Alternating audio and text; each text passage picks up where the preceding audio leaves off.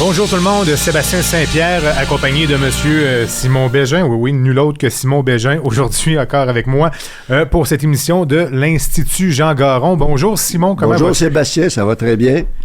Aujourd'hui, un hommage à Harvey Meade qui était décédé, ça se dit pas, mais qui est décédé à l'âge de 82 ans.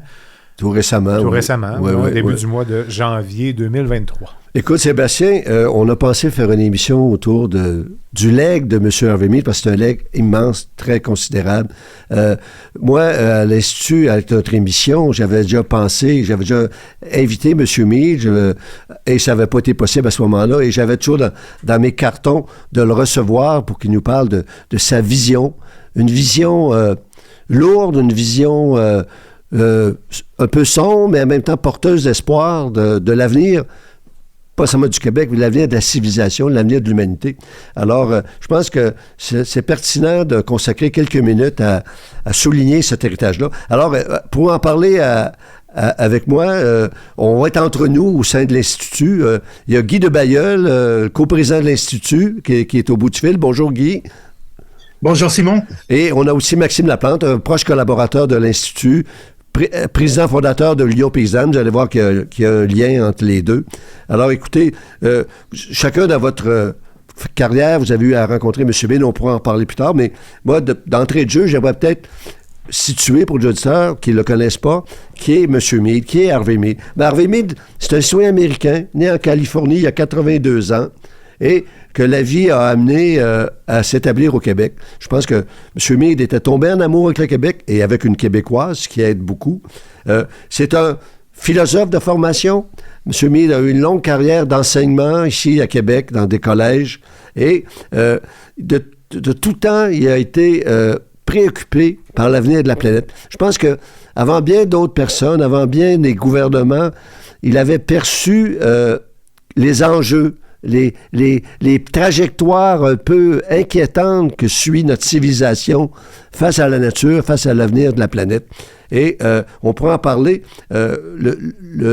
Guy pourra nous en parler tout à l'heure. Un peu un déclencheur de ces réflexions aura été le fameux rapport du Club de Rome en 1970, Halte à la croissance, qui traçait, qui évaluait les trajectoires de notre société post-industrielle, de consommation, d'accroissement de la productivité, de l'accroissement de la population, de consommation à tout azimut, et qui prévoyait qu'à un moment donné, ça ne pouvait pas continuer. Alors, écoutez, M.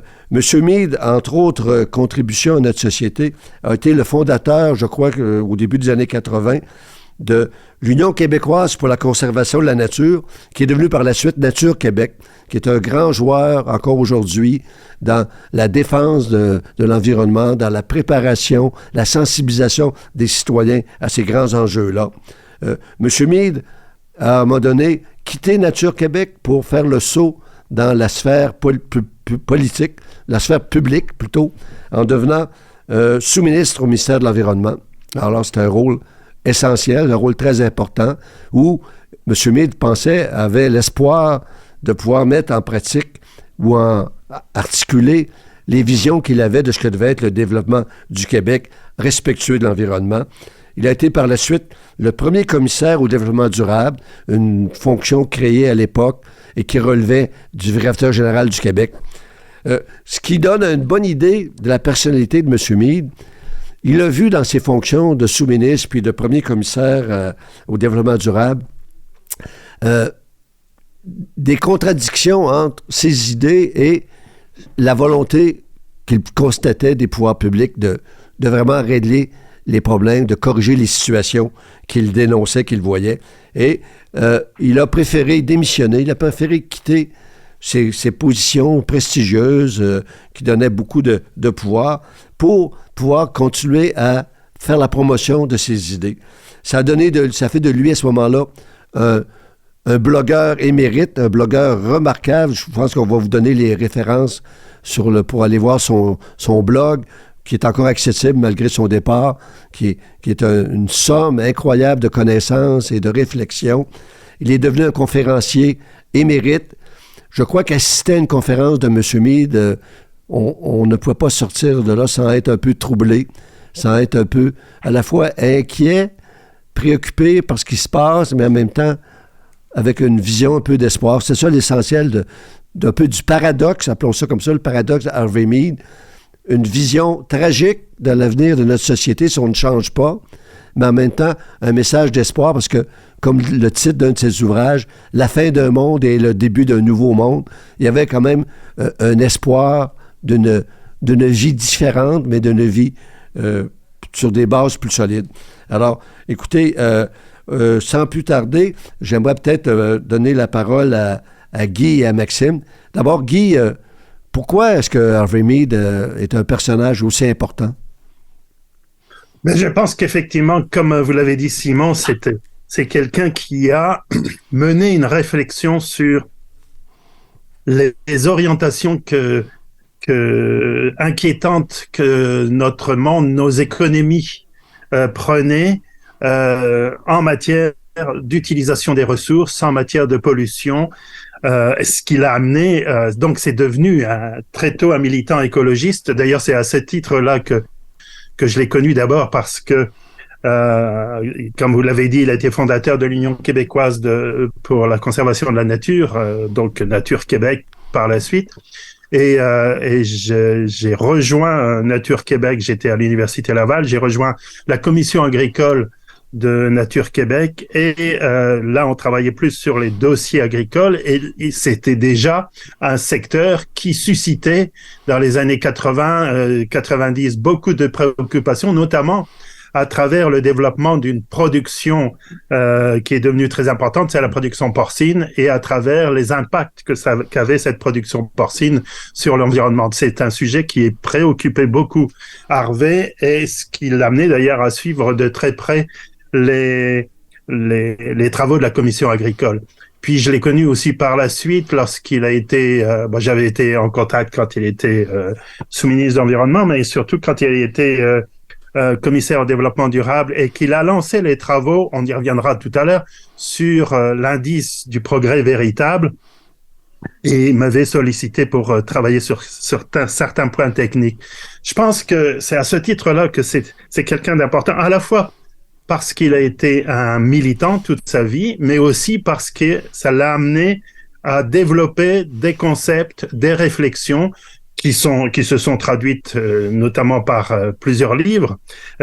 Simon, vous signaliez aussi le blog. C'est assez saisissant quand on suit ce blog de voir que le dernier blog qu'il a mis en ligne, c'était en mars 2022, c'est-à-dire un mois après le déclenchement de la guerre en Ukraine, et qu'il faisait observer, là encore, comment l'Union européenne était fragilisée par sa dépendance pour les carburants russes et sa dépendance d'une manière générale vis-à-vis de carburants qui étaient en voie d'épuisement. Ça a été une préoccupation tout au long de sa vie, c'était le fait que nos ressources fossiles en particulier étaient en voie d'épuisement rapide.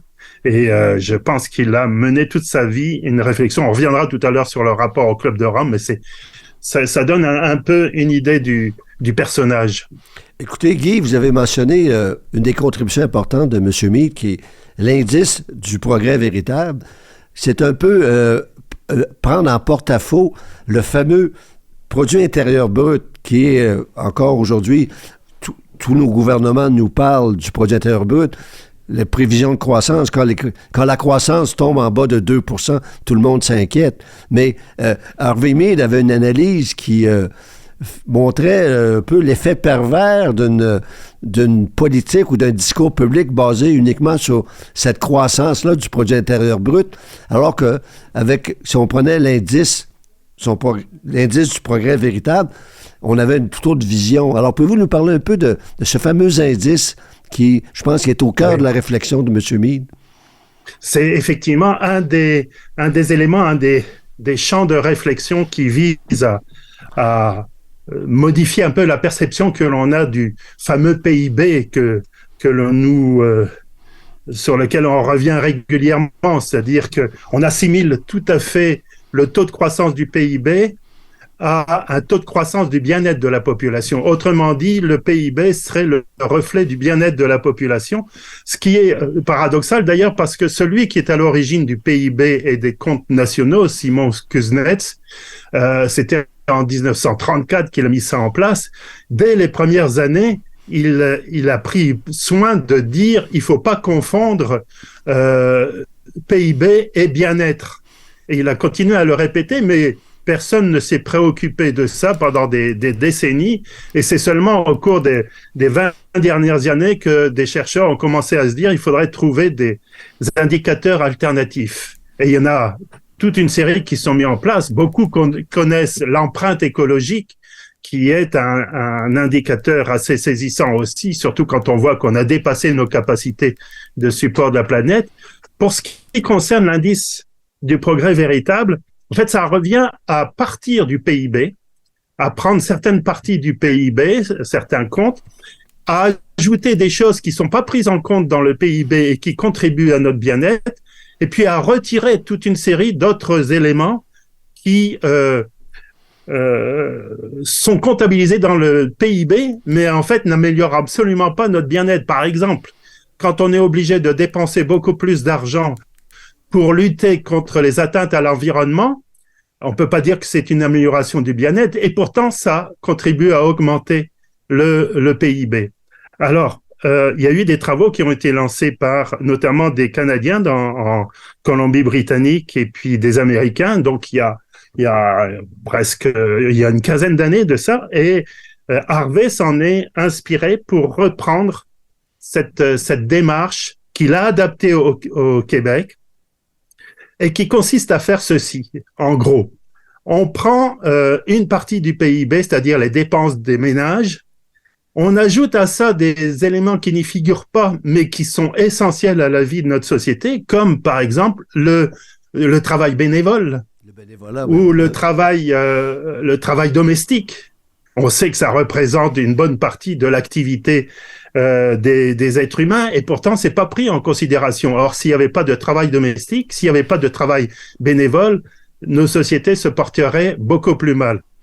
Et puis, à l'inverse, on va essayer de mesurer en termes monétaires, c'est un peu la limite parce qu'on reste dans des termes monétaires, mais on va essayer de mesurer un certain nombre d'impacts du progrès, d'impacts négatifs, et on va leur donner une évaluation monétaire et on va les retirer de ce fameux PIB de départ. Par exemple, la dégradation de l'environnement, on a des moyens maintenant d'associer certaines valeurs monétaires.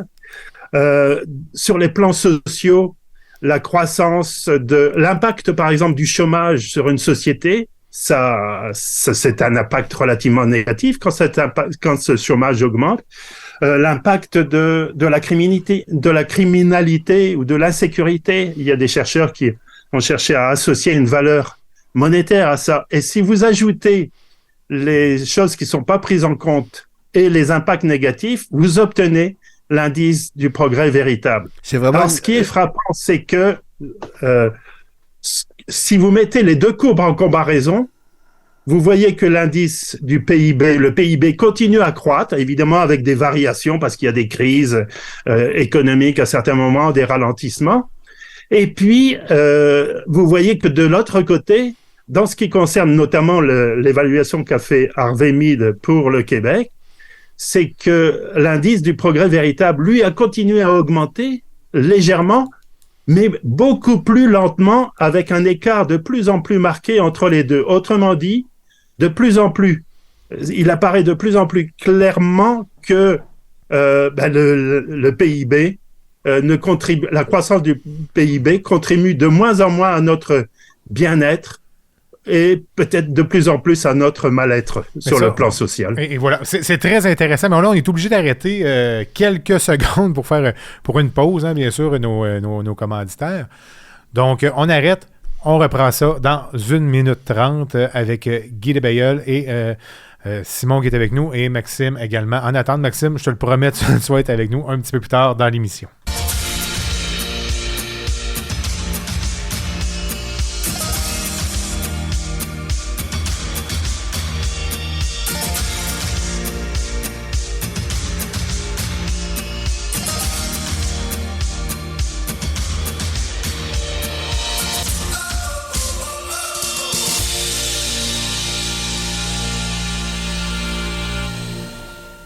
Chez Belle-Île, on met en valeur les ressources de la ferme pour soigner les animaux d'élevage. On appelle cela l'autonomie alimentaire à la ferme. Nourrir l'autosuffisance. Voilà comment nos conseillers vous aident chaque jour. Belle-Île Solutions Nutrition. On nourrit ce que vous mangez. L'encanteur René Hood peut vous aider grandement à obtenir le juste prix, que ce soit pour un troupeau de vaches laitières et ou pour la marchandise de ferme à vendre. Le travail d'une vie vaut la peine d'être confié à une équipe de professionnels. L'encanteur René Hood et son équipe de professionnels pour obtenir le bon prix dans un encan. Visitez encanhood.com. La vie agricole, ce n'est plus seulement un journal et ses 100 000 lecteurs. Découvrez aussi nos plateformes web sur www.lvatv.ca et écoutez nos podcasts dans 13 radios FM à travers le Québec et l'Ontario francophone. Une portée de plus de 1,5 million d'auditeurs.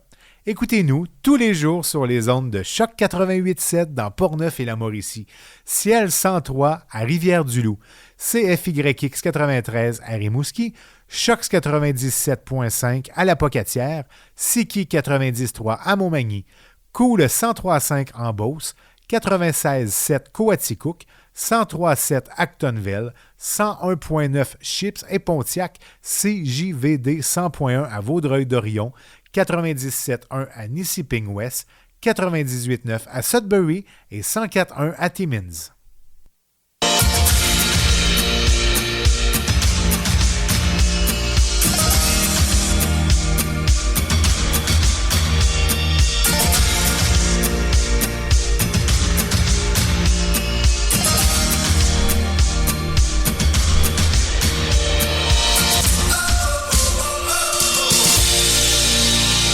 De retour ici, Sébastien Saint-Pierre avec Simon Bégin de l'Institut Jean Garon. Une émission hommage à Harvey Mead aujourd'hui.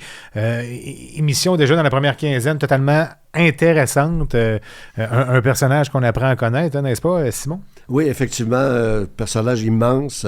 Écoutez, dans l'œuvre de M. Mead, il y a eu un volet qui s'est intéressé à tous les aspects de notre société, entre autres l'agriculture. Et Maxime, tu es avec nous, Maxime, tu m'entends bien? Oui, bonjour Simon. Alors Maxime, toi qui fus à notre époque cofondateur, si on veut, de l'Union paysanne, M. Mead, dans ses ouvrages, parle de l'agriculture et il parle aussi régulièrement de la vision de l'Union paysanne. Je pense que c'est une vision qu'il partageait. Il y était, je pense, très critique du modèle agricole productiviste qu'on connaît encore aujourd'hui. Et on a vu dans les écrits autour de sa carrière que c'est un peu une des raisons de sa démission.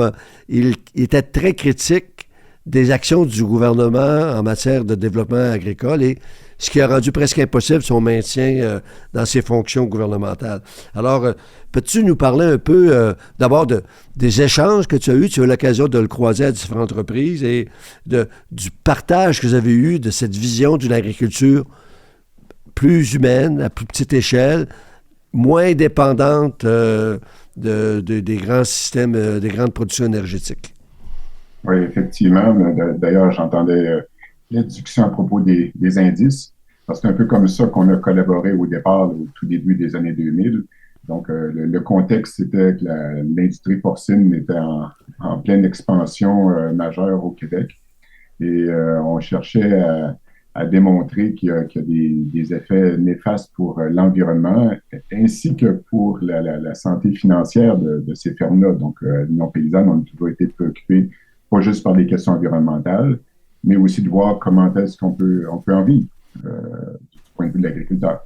Et pour ce faire, on a collaboré avec l'UQCN, donc l'Union québécoise de la conservation de la nature, et donc avec Harvey Mead, sur la notion d'un indice de densité animale.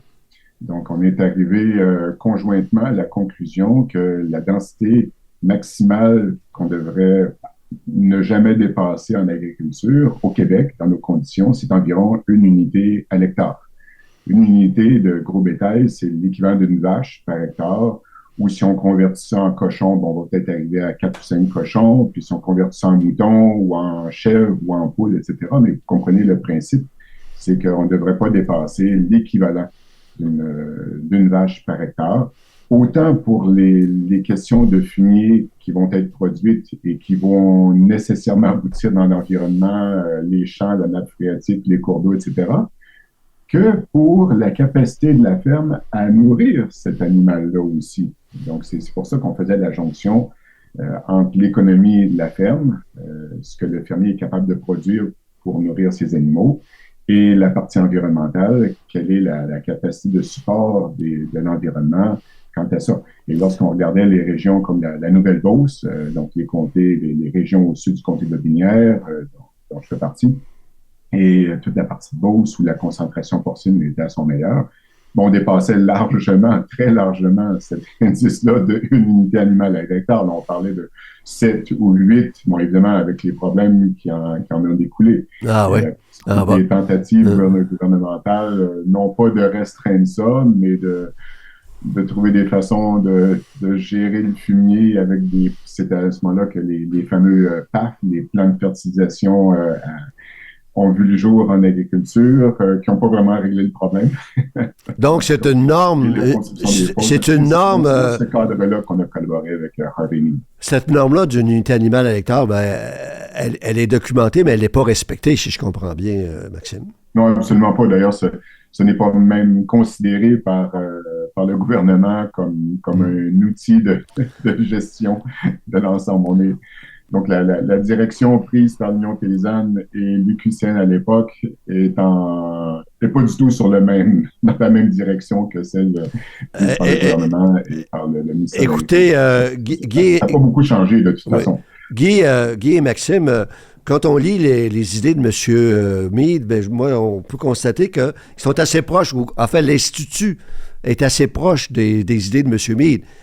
L'automne dernier, dans le cadre de la campagne électorale, l'Institut a fait un certain nombre de recommandations au gouvernement dans le cadre de la campagne électorale à ce que devrait être une véritable politique agricole et on retrouvait des idées qu'on retrouve aussi dans les œuvres de M. Mead, entre autres, la nécessité d'une refonte de l'assurance stabilisation des revenus agricoles qui est mal adaptée, qui a induit au Québec des méga-productions, des concentrations dans certaines spécialités. L'idée d'avoir une plus grande diversité de modèles agricoles, l'idée de tenir compte des externalités, ces fameuses conséquences environnementales de nos productions. Nous, on a lancé l'idée que le soutien à l'agriculture devrait être basé sur les services que l'agriculture rend à la société. Alors, oui, Guy, effectivement, il y avait comme une convergence entre les idées qu'on défend et celles de M. Mead. Ah, tout à fait, effectivement. Et justement, sur ce dernier point, quand il s'agit de la rémunération des services rendus par l'agriculture, les services écologiques, c'était quelque chose qui lui tenait à cœur et qui modifierait si on prenait ça en considération à un niveau approprié, qui modifierait beaucoup la conception de la politique agricole et la conception du soutien à l'agriculture. Ça permettrait de l'établir sur des bases complètement différentes. Je pense que ce souci aussi pour une diversification des productions que l'on retrouve, comme on le sait bien, à l'Institut au cœur du rapport Pronovo, eh bien, c'est un rapport que Harvey avait accueilli avec beaucoup d'intérêt. Il l'a souligné à plusieurs reprises dans ses blogs. C'était la possibilité de concevoir l'agriculture et surtout la politique agricole sous un angle complètement différent. D'accord. Écoutez... là-dessus, on était d'accord dès le départ à l'Union paysanne des années 2000 la réorientation des subventions agricoles était au cœur des débats parce que de donner par le biais de l'ASRA, de l'assurance stabilisation du revenu agricole, c'est pas un hasard si les domaines qui ont explosé au Québec, là on parle des monocultures de maïs, transgéniques en l'occurrence, soya, porc, mais ce sont les principales productions qui ont été lourdement subventionnées par les programmes d'ASRA. Bon, et là, on n'a pas changé grand-chose là-dessus depuis une vingtaine d'années. Il y a des programmes qui ont changé de nom, mais on continue à subventionner des productions qui sont en monoculture. Donc, on n'est pas du tout dans la même orientation. En tout cas, on se rejoignait beaucoup, Harvey Mead Nature Québec, l'UQCN, l'Union paysanne sur la nécessité. Et la situation actuelle nous démontre qu'on avait tout à fait raison et qu'on fait vraiment fausse route en tant que société actuellement. Je regarde les toutes récentes annonces ministérielles en matière de subventions agricoles. On ne va pas du tout dans un axe différent. La toute nouvelle mouture de ces programmes-là qui veut investir dans la robotisation des fermes, la spécialisation, la réduction de la main-d'œuvre, mais c'est exactement le contraire. Ouais. Si on veut parler d'occupation du territoire, au contraire, on veut créer de l'emploi. En milieu agricole, on ne veut pas le faire disparaître. Si on veut se rendre moins dépendant face aux ressources fossiles comme le pétrole ou le gaz naturel, bien évidemment, c'est pas en augmentant le parc de machinerie qu'on va y arriver. Écoutez, Maxime... Il n'y a pas encore de réflexion gouvernementale. Maxime et Guy, l'émission tire... ce qu'on voyait avec Harvey. Oui, écoutez, l'émission tire déjà à sa fin. Il reste une chose que peut-être on pourrait aborder en terminant. Le message de M. Meade était très difficile à entendre. Comme on l'a mentionné un peu brièvement, c'était basé sur le rapport de Rome qui prévoit que si on maintient la croissance, le style de société qu'on a, il va arriver un moment donné où il va y avoir un mur et là, tout va s'écrouler. On parle de la collapsologie, l'étude... Collapsologie, oui. Collapsologie, oui. Alors, M. Meade pouvait être assimilé à ce courant de pensée-là, mais c'était un peu là-dessus que j'aimerais terminer. Le sous-titre de son dernier ouvrage, « Il est trop tard », qui disait un titre qui disait un peu tout, mais c'était la fin d'un monde et le début d'un nouveau. Il y avait la vision que de ce chaos, de ce changement qui peut être très douloureux de nos habitudes de vie. Entre autres, il prévoyait la fin de l'automobile individuelle. Dire ça à des Nord-Américains que, à un moment donné, au lieu d'avoir, comme au Québec, 8 millions de véhicules sur les routes, on en aurait peut-être quelques centaines de mille après la fin du pic pétrolier. C'est quand même des choses qui ne sont pas faciles à entendre dans notre société. Mais il disait que si on sait s'y préparer, si surtout la jeunesse et prend conscience de ces grands enjeux-là, il sera possible d'avoir un monde différent, moins riche, moins confortable peut-être, mais plus respectueux, plus en harmonie avec la nature. Et je pense que quand on l'écoutait, il y avait une grande sérénité quand même dans ses propos. Il y avait un calme, malgré cette vision de la fin d'un monde, dans le fond. C'est comme ça qu'on peut le dire. Et il y avait aussi une idée qu'il répétait souvent. Au Québec, on est peut-être les mieux placés pour affronter ces grands bouleversements-là, entre autres à cause de notre hydroélectricité, mais à la condition qu'on s'en serve pour les bonnes choses, qu'on s'en serve pour les services essentiels. Alors écoutez, nous aussi à l'Institut Jean Garon, on a voulu souligner le départ de M. Meade, regretter qu'on n'ait pas eu le temps et l'occasion de le recevoir à nos micros pour échanger directement avec lui. Je pense que nos auditeurs auraient pu constater la profondeur de sa pensée et aussi, comme je vous disais, que derrière tout ça, il y a quand même un optimisme, un certain message d'espoir d'un monde différent, d'un monde meilleur. Écoutez, en terminant, j'aimerais simplement vous inviter, si vous voulez approfondir ou prendre connaissance de la pensée de M. Meade, je vous invite à aller sur son blog. C'est très simple, Harvey, Harvey, MEAD, harveymeade.org. Tout est archivé, on peut remonter à plusieurs années en arrière. C'est pas du tweet, c'est pas du TikTok, c'est pas en 127 caractères. C'est des textes fouillés, des textes longs qui peuvent être ardus, mais avec tellement de références, tellement de profondeur. Si vous voulez comprendre ce que notre société est en train de vivre, ce qui s'annonce pour les prochaines générations, je pense que c'est des documents qui sont précieux, qui méritent d'être consultés. Écoutez, Maxime et Guy, je vous remercie de vous être joints à moi pour cet hommage à M. Meade et on se dit à la prochaine. Et de mon côté, Sébastien Saint-Pierre, merci Simon d'avoir été avec nous cet après-midi, ce matin, tout dépendamment à quelle heure vous écoutez. Pourquoi je dis à quelle heure vous écoutez? C'est que non seulement on est sur 13 stations FM de l'Est à l'Ouest du Québec, mais également sur 3 stations au niveau de l'Ontario francophone. Donc, merci de nous écouter. Vous pouvez également nous réécouter sur le site web de l'Institut jeangaron.com. Salut, bonne journée tout le monde. Merci.